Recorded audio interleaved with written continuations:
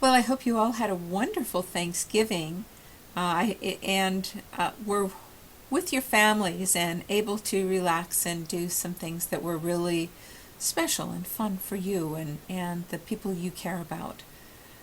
We went to Oregon and enjoyed some time with my parents, and that was very, very nice. We're also glad to be back and glad to have missed the big storm. We went on Monday, and so we're able to get there just ahead of a very big storm, which probably some of you enjoyed. I hope so. And I hope you weren't caught in it. We are surprisingly at the end of the semester. We have this week and next week. So this week we'll have one more paper, the reframing reflection paper, where we're going to talk about being change agents. And we also have one more activity where we're going to be talking about the reframing options chart.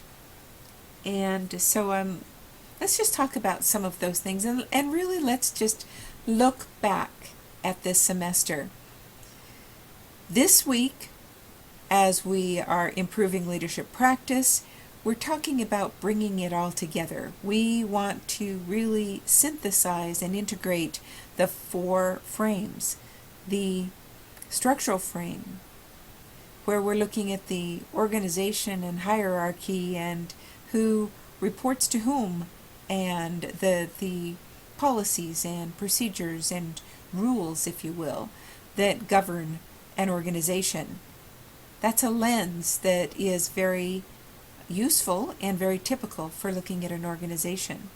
The human resource frame is perhaps less useful, less used, very useful, but less used with respect to looking at an organization.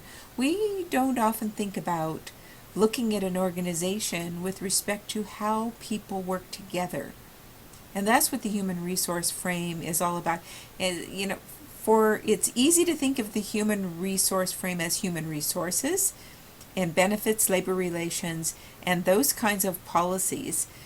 And they fall within that organization, but are not the part and parcel of the human resource frame. The human resource frame, recall, is looking at how we team together, how we work together cohesively as a unit, as a well-oiled machine, if you will, that recognizes the importance of the people as the important asset of the organization, that looks at how people are treated, which is why the benefits would be an important part to have in a human resources organization. But looking at the human resource frame, we're looking at how different people are able to have a voice in the company or organization, how people are teaming together usefully rather than as just simply groups assigned to work together. Do they actually function as a team? Do the groups work as customer and as the provider in organizations in a symbiotic relationship, so that they're mutually beneficial for each other as they work together? Do we have that sense and that lens through which we see our organization? And what about the political frame? Are we cognizant of our scarce resources and who might be the influential people who within our organization help us to manage, gain, retain those very important resources? So what might those be for our organization? Think about what we know about the political aspects of our organization. And then what about the symbols and the culture? How we do things around here? What we know about the importance of our motto, our logo, as do they express our values, those things that matter to us most, that are deeply held within our organization? Do the mission and vision of our organization reflect truly who we are? Are they inspiring? Do they move us forward? So as we consider, as we look back at these things, then we're going to think about those things and create an options chart. And I'm talking about actually a drawing of what might be ways of reframing something within your organization. So draw that out. What would you change and how would you change it in order to really influence your organization? And it can be a very small thing. Remember that any change in a system affects the system and moves the system in a different direction. Okay, so that's going to be our activity reframing options chart, and we will post that on Thursday and discuss it all week in our activity. So now let's look at the paper that we have coming up. The instructions for our reframing paper I have just changed a little bit, so let me walk you through what that will be. The original instructions talked about keeping a notebook, your reflections across the entire course, and if you looked ahead you may have done that, but you might not have done that. So I've changed this so that it doesn't really matter whether you did or didn't do that.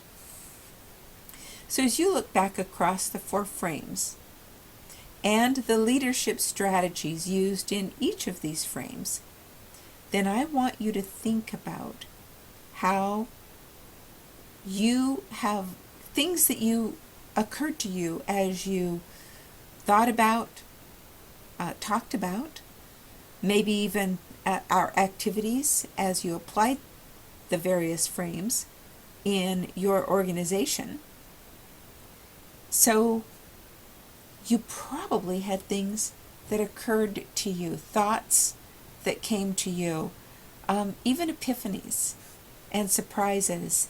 And as you thought about those things, as you think about them now, I want you to write down in a 2 to 3 page paper what you see as your role as a change agent. And what is a change agent? A change agent is someone who affects a small or big change in any system. And the influences that you can do to make a change, to reframe one of your organizational systems, is something that you may have already done, something that you've thought about doing, something that you will do and may be planning to do in the future. So reflect on what you can do, what you will do as a change agent, and perhaps what you've already done in this semester to reframe your organization. So as you write your paper, again, it's a 2 to 3 page paper, much shorter than the papers we've written so far this semester. Worth 10 points again, reflecting on your role in the organization as you've discussed it this semester. So nothing different than the way that you've discussed your role, only now we're going to be talking about making a difference, what you can do in the structural frame, the human resource frame, the political frame, and or the symbolic frame in your organization. So how can you help your organization find some interesting new solution to an HRD issue that has arisen this semester or maybe been enduring and just seems to not have a solution to it yet? What might be one small thing you can do to make a difference now that you know what you know about the 4 frames that Bowman and Deal talk about? And how can you look at issues through the 4 frames in a useful way? What does knowing about these 4 frames help? So again, these are your stories, your illustrations, so chock them full of your illustrations in your 2 to 3 page paper. All right, so that's what we will do. And let me just look for just a moment at what the rubric is here, just so that we're real clear on what the reframing reflections rubric is. Again, 2 to 3 pages, Times New Roman, 12-point font. All questions asked or answered gets a strong frame, illustrated from your experience. In this particular one, this is the only paper we've written this semester where we're not requiring that you cite Bowman and Deal. All of your other papers required that. This one does not necessarily. But I'm looking for illustrations from your work experience or experience with this organization if it's not a workplace organization. Use several illustrations, stories, examples from your organization to discuss the points of your recommendation. So the points of your recommendation is key here. And illustrations, demonstrations of your frame. So your recommendation is key. So the writing style, of course, we want to use appropriate grammar, etc. All right. So for this week, week 15, we already talked about this. For week 15, we are